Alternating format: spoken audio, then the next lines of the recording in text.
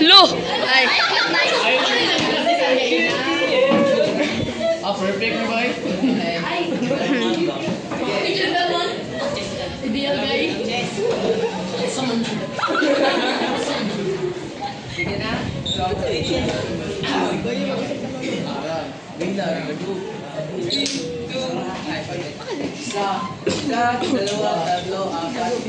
Magandang umaga sa inyong lahat. Kami nga pala ang ika-anim na grupo. Kami ay nandito sa inyong harapan kasi wala kami sa likod, sa kanan at sa kaliwa. Bago kami magsimula, ipapakilala ko muna ang aking sarili at ang aking mga kagrupo. Ako nga pala si Jang Pabilan, ang kanilang narrator, si Salilin bilang prinsesa, si Ino bilang prinsipe, si Adaro bilang magsasaka at si Baste bilang matanda. Okay.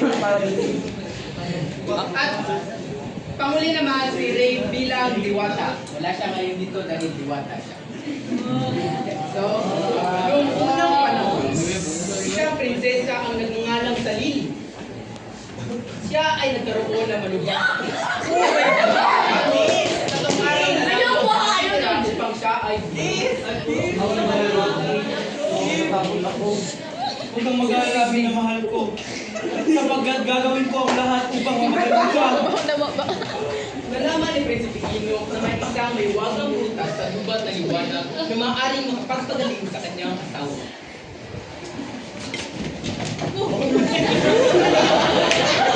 Ngayon, si Prinsipe Ino, hindi niya alam ang dahal.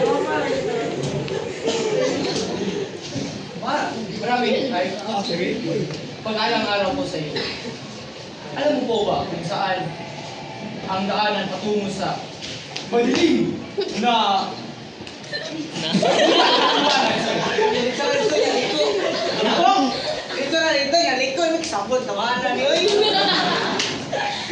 Sige po, maraming salamat. dahil hindi malinaw ang sagot at hindi magkapareho ang wika ni ginamit, naligaw sa Prinsipe Ino. Makalipas ang ilang oras, may nakasalubong siya.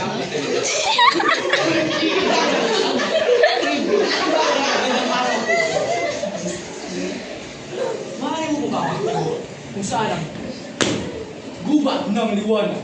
Gubat ng liwanag? Oo. Medyo ka lang doon at makikita mo ang malaking puno. Umananda. At makikita mo ang madilim na sulok. At doon mo makikita ang gubat! Ulitin mo. Diretso lang hanggang makita mo ang malaking puno. Yan, ba niya? Kakanan. Ikaw. Dumiretso sa madilim na sulok. At doon, ang gubat ng liwanag. Oo naman. Sige, salamat. At pupunta na ako sa gubat ng liwanag. Sa hindi inaasahan ay nakasalamuhan niya ang isang diwata.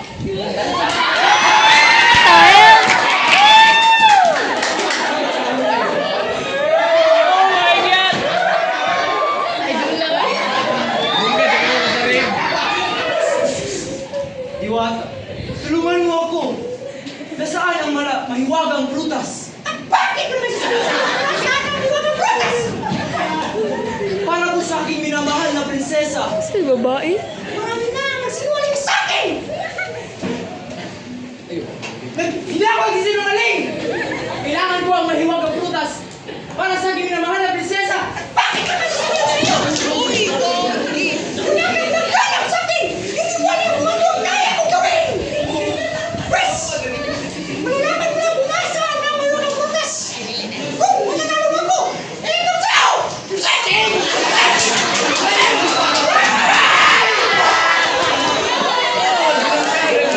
Oh my God! Oh! Oh!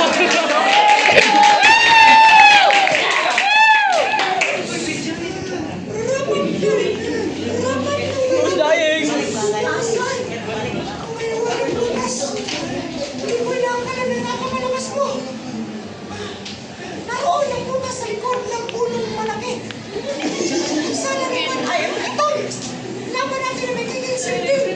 Hindi sila yung babae, Ang no? tono ay napaka-importante sa pang-araw-araw na komunikasyon para tayo ay magkakaintindihan.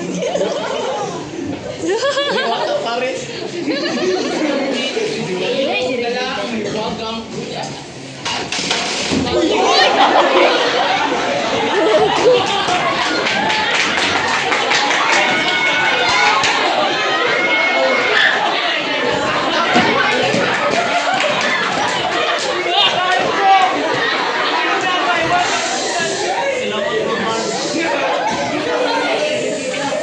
Kalipat ay mabuti ang pakiramdam ng prinsesa.